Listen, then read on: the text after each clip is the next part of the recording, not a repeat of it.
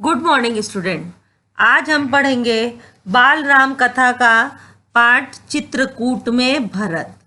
अभी इसके पहले हमने पढ़ा था दो वरदान मांगा था कैकेयी ने। क्या? राम को 14 वर्ष का वनवास और भरत को राजगद्दी राज्याभिषेक। उसके बाद से क्या हुआ? राम वनवास चले गए।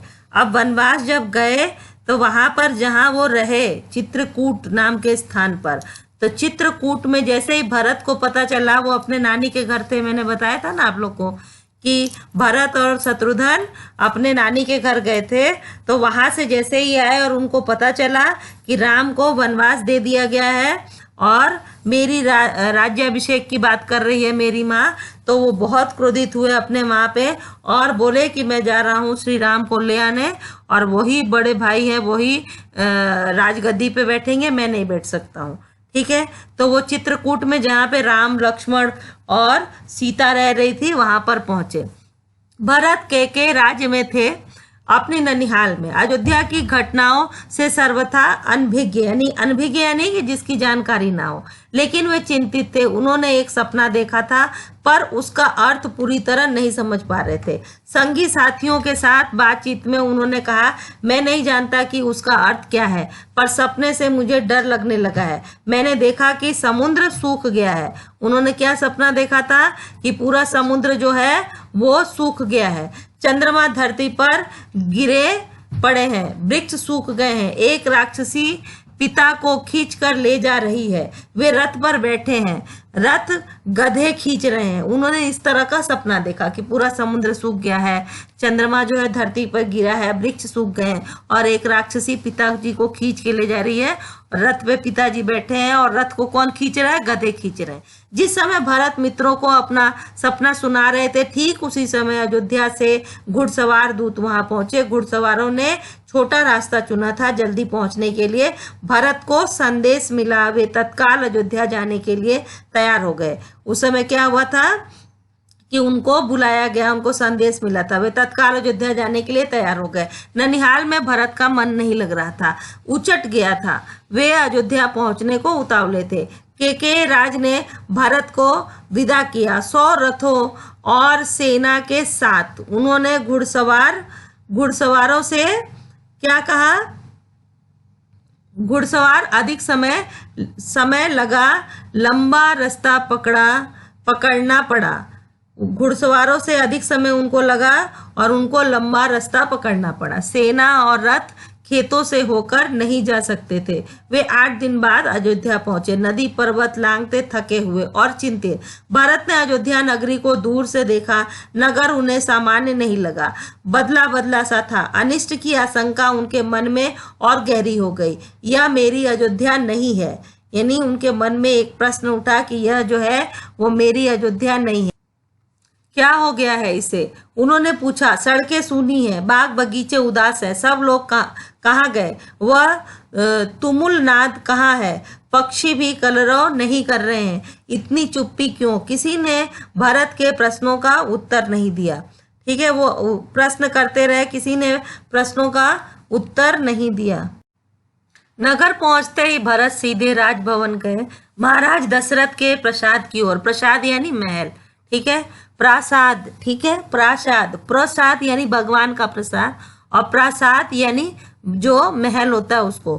प्रासाद की ओर। महाराज वहां नहीं थे। फिर वे कैकेयी के महल की ओर बढ़े। माँ ने आगे बढ़कर पुत्र को गले लगा लिया, परंतु भरत की आंखें पिता को ढूंढ रही थी। उन्होंने माँ से पूछा, पुत्र तुम्हारे पिता चले गए हैं। क्या हुआ था? दशरथ कृष्ण राम के वियोग में मर गए थे। वो जैसे ही राम वनवास गए तो दशरथ की मृत्यु हो गई उनकी चिंता करते करते। तो उसने क्या बोला कि तुम्हारे पिता अब चले गए हैं। ठीक है, तो वह जहां एक दिन हम सबको जाना है, उनका निधन हो गया है, ये बात बताई। भरत यह सुनते ही शोक में डूब गए, पछाड़ खाकर गिर पड़े। क्या हुआ? उनको चक्कर आ गया, पछाड़ कर गिर पड़े, बिलाप करने लगे। माँ कैकेयी ने उन्हें उठाया, ढाढ़स बंधाया, कहा, उठो पुत्र, यशस्वी कुमार शोक नहीं किया करते। क्या बोला? जो यशस्वी होते हैं वो किसी भी दुख पे इतना जल्दी दुखी नहीं हो जाते हैं। तुम्हारा इस प्रकार दुखी होना उचित नहीं है, राजगुणों के विरुद्ध है, अपने को संभालो। क्या ये क्या हो गया है? भरत यह मानकर चल रहे थे कि पिता राज्याभिषेक की तैयारी में व्यस्त होंगे, सब कुछ उल्टा हो गया। उन्होंने मेरे लिए कोई संदेश दिया? भरत ने माँ से पूछा कि क्या वो गए तो उन्होंने मेरे लिए कोई संदेश दिया? नहीं, अंतिम समय में उनके मुख से केवल 3 शब्द निकले, हे राम, हे सीते, हे लक्ष्मण। तुम्हारे लिए कुछ नहीं कहा। उन्होंने क्या बोला कि अंतिम समय में उनके मुख से 3 ही शब्द निकले, हे राम, हे सीते, हे लक्ष्मण। भरत व्याकुल थे, विकलता बढ़ती ही जा रही थी। वो तुरंत राम के पास जाना चाहते थे।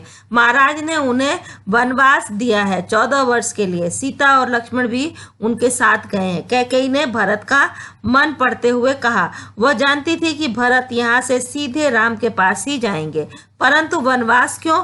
भ्राता राम से कोई अपराध हुआ? वो पूछते हैं कि वनवास क्यों दिया? भ्राता यानी भाई राम से कुछ अपराध हुआ? राम ने कोई अपराध नहीं किया, महाराज ने उन्हें दंड भी नहीं दिया। इसके लिए मैंने महाराज दशरथ से प्रार्थना की थी। तुम्हारे लिए, तुम्हारे हित में यही उचित लगा। मैं तुम्हारा अहित नहीं देख सकती थी, कैकेयी ने कहा। वरदान की पूरी कथा सुनाते हुए उन्होंने कहा, उठो पुत्र, राजगद्दी संभालो। अयोध्या का निष्कंटक राज्य अब तुम्हारा है। निष्कंटक यानी बिना कांटों के। अब कोई बाधा, कोई परेशानी इस राज्य को संभालने में नहीं आएगी। ठीक है। भरत अपना क्रोध रोक नहीं सके, चीख पड़े, यह तुमने क्या किया? माते, ऐसा अनर्थ, घोर अपराध, अपराधिनी हो तुम। वन तुम्हें जाना चाहिए, राम को नहीं। मेरे लिए यह राज अर्थहीन है। पिता को खोकर, भाई से बिछड़कर नहीं चाहिए मुझे ऐसा राज्य। वो बोलते हैं कि तुमको बन जाना चाहिए, कैकेयी को उन्होंने बोला, और बोला कि मुझे ऐसा राज्य नहीं चाहिए जिसमें मैंने मेरे पिता को खो दिया और भाई से दूर हो गया। इस बीच मंत्रीगण और सभासद भी वहां आ गए। भरत बोलते रहे, तुमने पाप किया है माते, इतना साहस कहाँ से आया तुम में? किसने तुम्हारी बुद्धि भ्रष्ट की? उल्टा पाठ किसने पढ़ाया? यह अपराध अक्षम्य है, मतलब कि इसको क्षमा नहीं किया जा सकता है। मैं राजपद नहीं ग्रहण करूंगा। तुमने ऐसा सोचा कैसे? सभासदों की ओर मुड़ते हुए भरत ने हाथ जोड़कर कहा, आप भी सुन ले, मेरी माँ ने जो किया है उसमें मेरा कोई हाथ नहीं है। मैं राम की सौगंध खाकर कहता हूँ, मैं राम के पास जाऊंगा, उन्हें मनाकर लाऊंगा, प्रार्थना करूंगा कि वे गद्दी संभालें, मैं दास बनकर रहूंगा। भरत बहुत उत्तेजित हो गए थे, स्वयं पर नियंत्रण नहीं रख सके। बोलते बोलते उनकी सांस उखड़ने लगी, वे चकराकर धरती पर गिर पड़े। क्या हुआ? वो एकदम चक्कर खाकर धरती पर गिर पड़े। सुध बुध लौटी तो भरत रानी कौशल्या के महल की ओर चल पड़े। उनसे लिपटकर बच्चों की तरह बिलख कर रोने लगे, उनके चरणों में गिर पड़े। कौशल्या आहत थी। उन्होंने कहा, पुत्र, तुम्हारी मनोकामना पूरी हुई, तुम जो चाहते थे हो गया। राम अब जंगल में है, अयोध्या का राज तुम्हारा है। मुझे बस एक दुख है, कैकेयी ने राज लेने का जो तरीका अपनाया वह अनुचित था, निर्मम था। तुम राज करो पुत्र, पर मुझ पर एक दया करो, मुझे मेरे राम के पास, क्या बोलती हैं, भिजवा दो। भरत ने रानी कौशल्या से क्षमा मांगी, सफाई दी, रानी कैकेयी के व्यवहार पर ग्लानि व्यक्त की। कहा, राम मेरे प्रिय अग्रज हैं। अग्रज यानी जो आगे पैदा हो, अग्रज हैं, मैं उनका हित सोच भी नहीं सकता, मैं निरपराध हूँ। कौशल्या ने भरत को क्षमा कर दिया, उन्हें गले से लगा लिया। भरत सारी रात फूट फूट कर रोते रहे। उन्होंने उसको क्षमा किया और गले से लगा लिया, और वो पूरी रात रोते रहे। सुबह तक शत्रुघ्न को पता चल गया था कि कैकेयी के कान किसने भरे। मंथरा अयोध्या के घटनाक्रम से घबरा गई थी, छिप गई। कुछ दिनों से उसे किसी ने नहीं देखा। भरत और शत्रुघ्न राम को वापस लाने पर मंत्रणा कर रहे थे। तभी शत्रुघ्न की दृष्टि बचकर निकलती मंथरा पर पड़ गई। उन्होंने लपक कर उसके बाल पकड़ लिए, खींचते हुए भरत के सामने लाए। भरत को दासी की भूमिका बताई। भरत को बताया कि सारी झगड़ा लगाने और ये सारी बात, जो गलत बात दिमाग में डालने का काम किसने किया था? मंथरा ने किया था। तो उसके पास लाके उनकी भूमिका में शत्रुघ्न उसने जान से मार देने पर उद्यत थे। शत्रुघ्न उसे जान से मार देने पर उद्यत थे यानी तैयार थे। भरत ने बीच बचाव किया। मुनि वशिष्ठ अयोध्या का राज सिंहासन रिक्त नहीं देखना चाहते थे। खाली सिंहासन के खतरों से वे परिचित थे। अगर सिंहासन पर कोई बैठेगा नहीं, कोई राजा नहीं होगा तो क्या होगा? जो आपके विरोधी और पड़ोसी राज्य होंगे, विरोधी लोग होंगे, वो आप पे आक्रमण कर देंगे और आपका राज्य अपने छीन लेंगे। इसलिए सिंहासन को खाली वो नहीं देखना चाहते थे, उस खतरे से वो परिचित थे। उन्होंने सभा बुलाई, भरत और शत्रुघ्न को आमंत्रित किया। भरत से कहा, वत्स तुम राजकाज संभालो, पिता के निधन और बड़े भाई के वन गमन के बाद यही उचित है। भरत ने महर्षि का आग्रह अस्वीकार कर दिया यानी कि मना कर दिया। बोले, मुनिवर यह राज्य राम का है, वही इसके अधिकारी हैं। मैं यह पाप नहीं कर सकता। हम सब वन जाएंगे और राम को वापस लाएंगे। वन जाने के लिए सभी तैयार थे। भरत ने सभी के मन की बात कही थी। इस सबकी इच्छा थी कि राम अयोध्या लौट आए। ठीक है, सबकी क्या इच्छा थी कि राम जो है वापस से अयोध्या लौट आए। अगली सुबह भरत सभी मंत्रियों और सभासदों के साथ वन के लिए चले। गुरु वशिष्ठ साथ थे, नगरवासी भी थे। अयोध्या की चतुरंगी सेना तो थी ही, ठीक है, चतुरंगी सेना भी थी, नगरवासी भी थे, सभी लोग उनके साथ थे। राम तब तक गंगा पार कर चित्रकूट पहुंच गए थे। वहां एक आश्रम था महर्षि भारद्वाज का, गंगा यमुना के संगम पर। राम आश्रम में नहीं रहना चाहते थे ताकि महर्षि को असुविधा ना हो। महर्षि ने उन्हें एक पहाड़ी दिखाई, सुंदर स्थान, सुरम्य दृश्य, पर्णकुटी वही बनाई गई। पर्णकुटी यानी पत्तों से बनी कुटिया, ठीक है, वही बनाई गई। भरत को सूचना मिल गई थी, वे चित्रकूट ही आ रहे थे पूरे दल बल के साथ। सेना के चलने से आसमान धूल से अट गया था यानी भर गया था। हर ओर कोलाहल। वे श्रृंगवेरपुर पहुंचे। निषाद राज गु को सेना देखकर कुछ संदेह हुआ। कहीं राजमद में आकर भरत राम पर आक्रमण करने तो नहीं आ रहे हैं। यही सही स्थिति पता चलती तो उन्होंने भरत की आगवानी की। सही स्थिति पता चली तो क्या किया उन्होंने? भरत की आगवानी की। गंगा पार करने के लिए देखते देखते 500 नावें जुटा दी। रास्ते में मुनि भारद्वाज का आश्रम पड़ा। उन्होंने भरत को राम का समाचार दिया। वह मार्ग दिखाया जिधर से राम गए। वह पहाड़ी दिखाई जहां राम ने पर्ण कुटीर बनाई थी, यानी पत्तों की जो कुटिया बनाई थी। अयोध्या वासियों ने रात आश्रम में, जो भारद्वाज ऋषि का आश्रम था, वहीं पे बिताई, इस संतोष के साथ कि राम अब दूर नहीं है। आगे जंगल घना था। सेना चली तो वन में खलबली मच गई। जानवर इधर उधर भागने लगे। पक्षियों ने अपना बसेरा क्या किया? छोड़ दिया। छोटी वनस्पतियां सेना के पांव तले कुचल गईं। बड़े वृक्ष थरथरा उठे। राम और सीता पर्ण कुटीर में थे। लक्ष्मण पहरा दे रहे थे। कोलाहल उन्होंने भी सुना। वे एक ऊंचे पेड़ पर चढ़ गए देखने के लिए कि मामला क्या है। लक्ष्मण ने देखा कि विराट सेना चली आ रही है।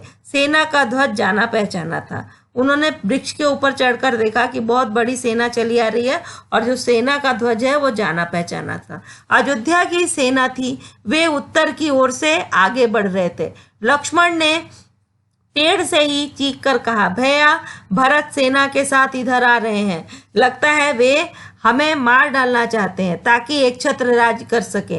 राम कुटी से बाहर आए। उन्होंने लक्ष्मण को समझाया, भरत हम पर हमला नहीं करेगा, कभी नहीं।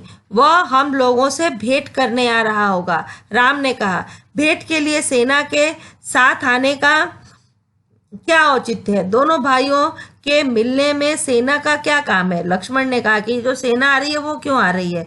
अगर उनको भेंट करना था तो सेना लेके आने की क्या जरूरत है? ठीक है, लक्ष्मण आश्वस्त नहीं थे। वे सेना को पर आक्रमण करना चाहते थे। राम ने उन्हें रोक दिया। वो कह रहे थे कि मैं पहले ही आक्रमण कर दूं, तो राम ने क्या किया? उनको रोक दिया। ये जो पिक्चर दिखा रहा है कि वो सेना आ रही है और राम मिलने आ रहे हैं।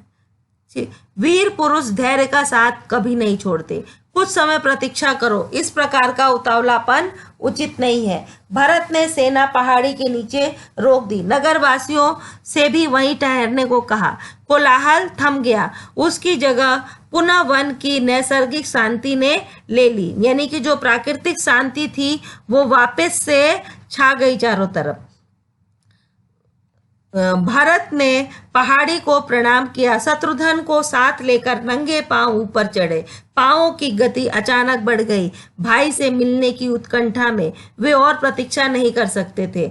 पहाड़ों पर दूर से उन्हें एक छवि दिखी। वह राम थे, शिला पर बैठे हुए।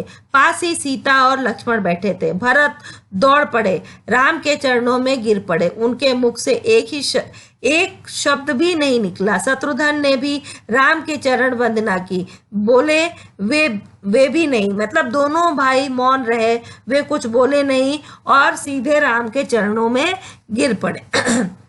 वो भी बोले नहीं। उन्होंने दोनों को उठाकर सीने से लगा लिया। सबकी आंखों में आंसू थे। भरत साहस नहीं जुटा पा रहे थे बड़े भाई को यह सूचना देने का कि पिता दशरथ नहीं रहे। एक दुखद समाचार है भ्राता, बहुत कठिनाई से उन्होंने कहा। पिता दशरथ नहीं रहे। आपके जाने के छठे दिन दुख में प्राण त्याग दिया। राम सन्न रह गए, शोक में डूब गए।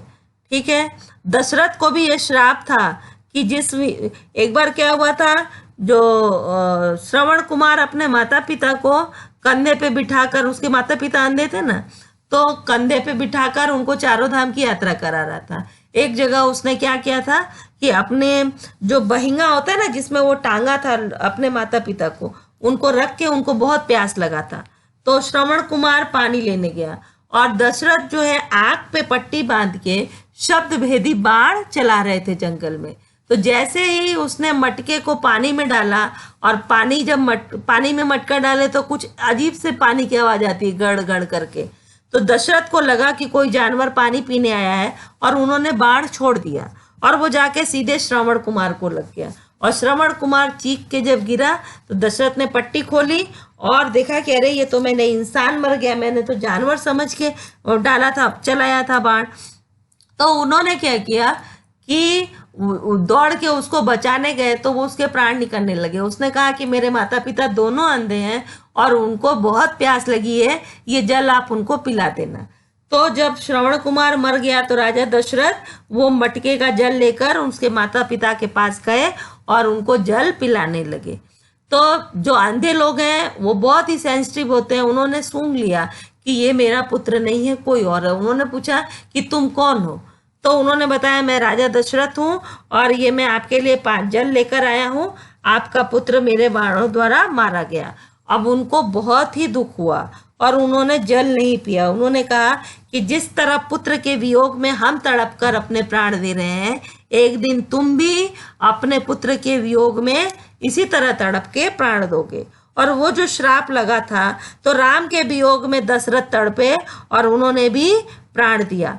राम को पता चला कि भरत के साथ केवल सेना नहीं आई है, नगरवासी आए हैं, गुरुजन है, माता है, कैकेयी भी। राम लक्ष्मण पहाड़ी से उतरकर उनसे भेंट करने आए, सबसे स्नेह से मिले। सीता को तपस्विनी के वेश में देखकर माताएं दुखी हुईं। राम ने कैकेयी को प्रणाम किया सहज भाव से। कैकेयी मन ही मन पछता रही थी।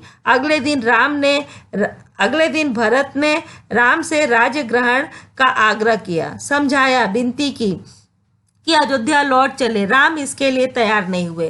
पिता की आज्ञा का पालन अनिवार्य है। पिता की मृत्यु के बाद मैं उनका वचन नहीं तोड़ सकता। भरत को राजकाज समझाया, कहा कि अब तुम ही गद्दी संभालो, यह पिता की आज्ञा है। राम भरत संवाद के समय मंत्री और सभासद वहां उपस्थित थे। मुनि वशिष्ठ भी थे। भरत बार बार राम से लौटने का आग्रह करते रहे। राम हर बार पूरी विनम्रता और दृढ़ता के साथ इसे अस्वीकार करते रहे। विनम्रता और दृढ़ता के साथ कि नहीं भैया मैं नहीं कर पाऊंगा, ठीक है, अस्वीकार करते रहे। महर्षि वशिष्ठ ने कहा, राम रघुकुल की परंपरा में राजा ज्येष्ठ पुत्र ही होता है। तुम्हें अयोध्या लौटकर अपना दायित्व निभाना चाहिए, इसी में कुल का मान है। उन्होंने क्या बोला कि तुम वापस लौट के अयोध्या लौटकर अपना दायित्व निभाओ, ज्येष्ठ पुत्र ही राजा होता है। राम ने बहुत संयत स्वर में कहा, चाहे चंद्रमा अपनी चमक छोड़ दे, सूर्य पानी की तरह ठंडा हो जाए, हिमालय शीतल ना रहे, समुद्र की मर्यादा भंग हो जाए, परंतु मैं पिता की आज्ञा से विरत नहीं हो सकता। यानी पिता ने जो कह दिया मैं उसको छोड़ नहीं सकता, कि मैं उनकी आज्ञा से विरत नहीं हो सकता है।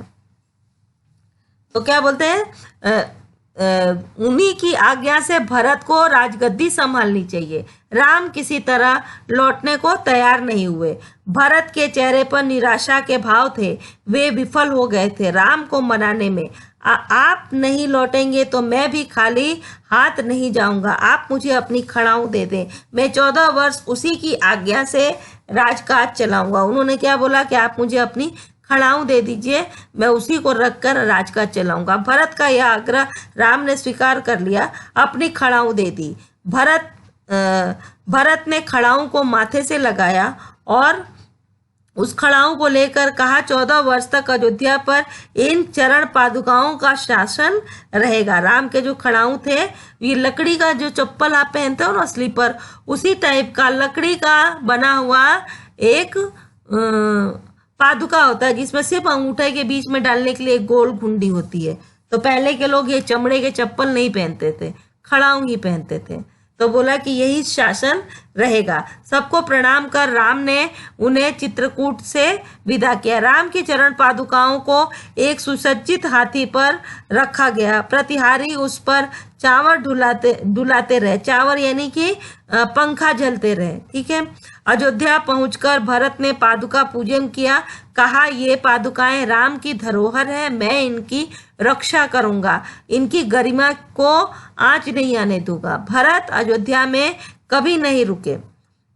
भरत ने क्या किया, भरत अयोध्या में कभी नहीं रुके, तपस्वी के वस्त्र पहने और नंदीग्राम चले गए। जाते समय उन्होंने कहा, मेरी अब केवल एक इच्छा है, इन पादुकाओं को उन चरणों में देखूं जहां इन्हें होना चाहिए। मैं राम के लौटने की प्रतीक्षा करूंगा।